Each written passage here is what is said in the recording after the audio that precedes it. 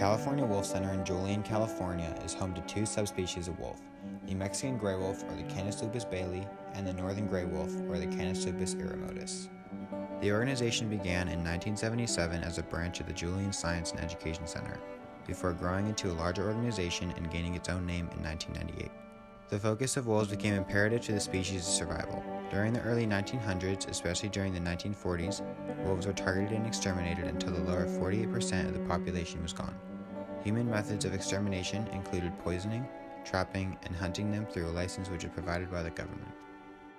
There are a lot of conservation projects going on with wolves right now because in many places they are endangered. So basically it started with predator extermination campaigns led by the government. And so they would pay people to kill wolves. And that was mainly because of a mix of things, a fear of wolves, so people thinking that wolves were a threat to humans and to their livestock. And with wolves attacking livestock, the thought that killing wolves would then protect livestock. So those campaigns lasted for many years and wiped out hundreds of thousands of wolves in North America. In September and October 2019, a few cases arose that were used to analyze the livestock problem facing the wolf species. According to the California Department of Fish and Wildlife, the cases studied involved two calves. One of the animals died of natural causes and was later eaten, while the other was preyed on by an unidentified predator. When inspectors arrived at the scene, they noticed that wolves weren't to blame for this event, as they analyzed nearby tracks and the wounds found on the animal's corpse. In both instances, coyotes were the ones that had attacked one calf and ate the other one that had already been deceased. Coyotes were to blame because the inspections concluded that the bite marks and tracks were made from a smaller predator. The California Wolf Center employees more clearly elaborated on the significant size difference between wolves and coyotes, as wolves have significantly larger skulls and tracks, which concludes that coyotes were the issue for what wolves would have been historically at fault for. At first, in 1973, they gained protection on the Endangered Species Act, but some of the populations were so small at that point that there was more had to be done to help save them. Like the Mexican gray wolf, there were only 13 left in the world, and of those only 7 were unrelated. So we need to just do the breeding program, otherwise just on their own they would not have been able to recover. So in 1995 and 6, that's when the Yellowstone reintroduction happened, and then soon after that they started to reintroduce Mexican gray wolves into Arizona and New Mexico. Wolves have been listed on the Endangered Species Act since it began back in 1973. Even as of 2013, wolves are still considered to be endangered species, according to National Public Radio. Due to the extermination efforts and their intensity, it wasn't even a consideration to remove wolves from the Endangered Species Act until 1993. But even then, it wasn't a significant thought because the population was so low. Those opposed to species' reintroduction believe that wolves aren't helpful, but quite the contrary, and will pose to be a problem to humans, while supporters claim that reintroducing them will help the ecosystem.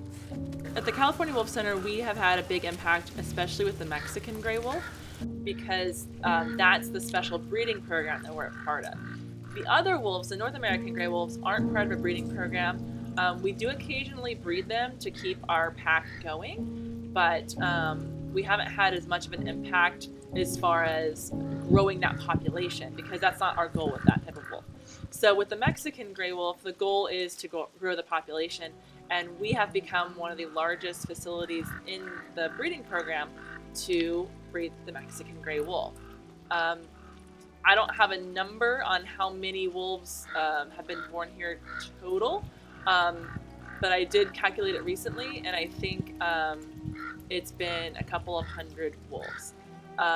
Because each year, there's only one breeding season, so we don't have a whole lot of opportunities for them to breed. But each year, we have usually 1 or 2 litters, and this year we had a record number of 14 pups born here.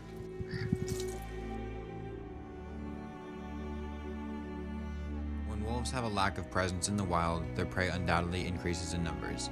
This is detrimental to the ecosystem for a number of reasons. Firstly, since there are no longer any predators to hunt the prey, the ecosystem becomes unbalanced. When the prey, such as moose or elk, continues to eat away vegetation undisturbed, they begin to stay in one area, which eventually drains the ecosystem of its life. Since there weren't any wolves to keep the prey migrating and in check, the ecosystem continues to remain unbalanced, which over time can significantly damage the environment. If wolves are reintroduced, they can hunt the prey, which will not significantly lower prey numbers due to wolves' eating habits. By keeping prey on the move, vegetation is allowed to regrow and life returns to a damaged ecosystem.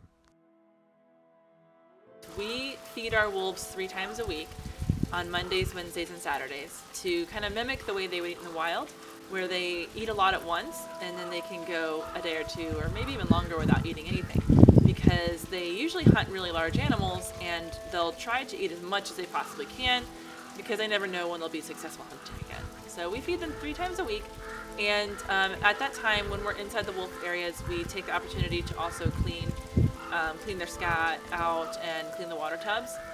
And so animal care happens on those 3 days. And then as far as how much they're fed, it depends on the season and the wolf and, if they're breeding or not. There are a lot of things that can go into what they need to be fed and how much.